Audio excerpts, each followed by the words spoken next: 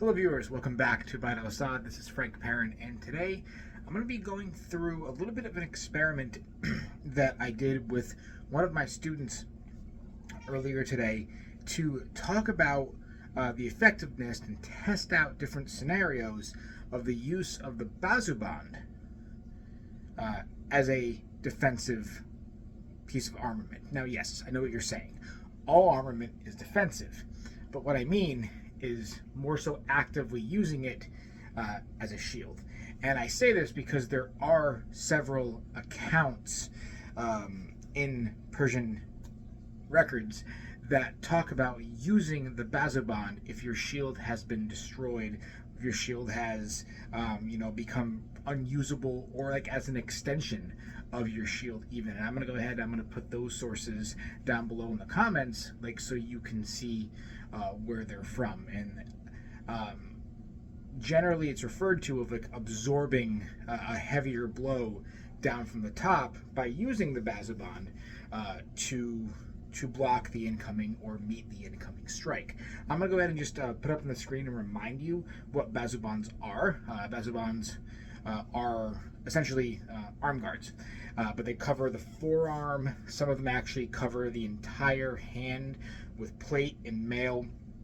Some are demi hand protection like mine that cover the thumb up to the knuckles, so you can still shoot a bow, ride your horse. And they came in several different styles, and they were used for a very, very, very long time.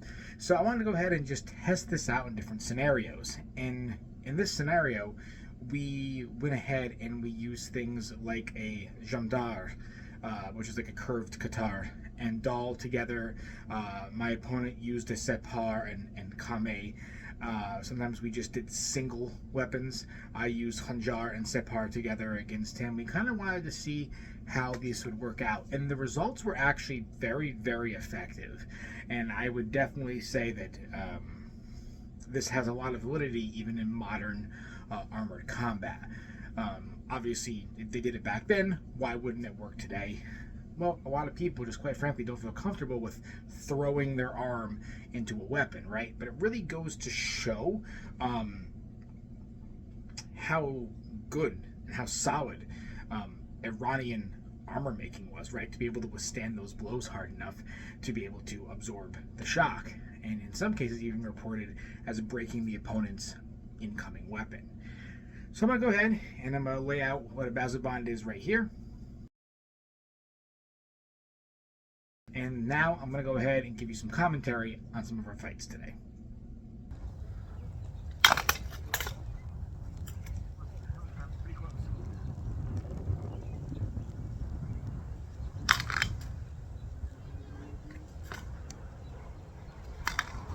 Okay, so we're going to see here in this first exchange, I had hanjar and separ. Noah had separ and kame. It was a bit of a nasty exchange here.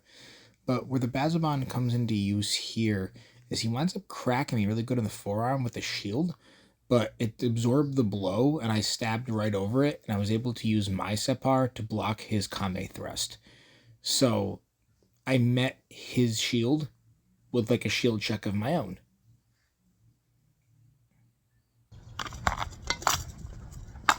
Oh, yeah, nice. Alright, so I'll admit this was not the cleanest move for me. Kind of dumb to go in head first, but Noah here saved him with the Bazubands. I checked right under his forearm there, and that cut definitely saved his forearm, even though I wasn't intending to hit there, right?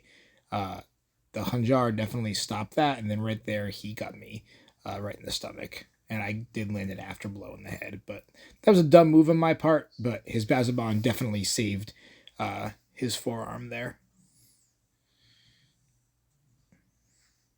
It's really nice to have these Bazubands because forearms are such easy targets in dagger and knife fighting, even if as accidental targets. They're really easy to get hit with. So the Bazubands have definitely been helpful in this.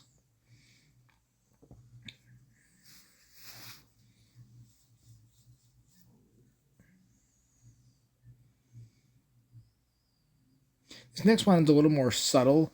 but he was using Kame, and I had a Jamdar, a curved kind of Qatar. And this was really nice though, but hard to pick up unless you notice.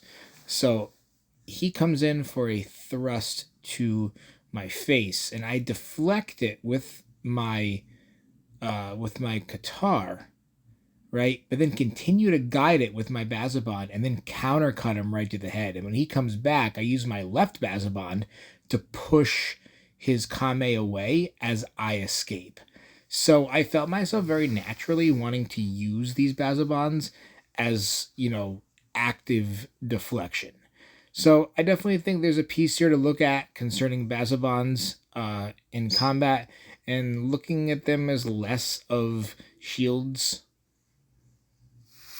to kind of hide behind or use in reserve. And we can also think of them as more an active kind of defense. So I hope that kind of inspired you to get out and experiment yourself. And until next time, this has been Frank Perrin from Al-Asad. Thank you.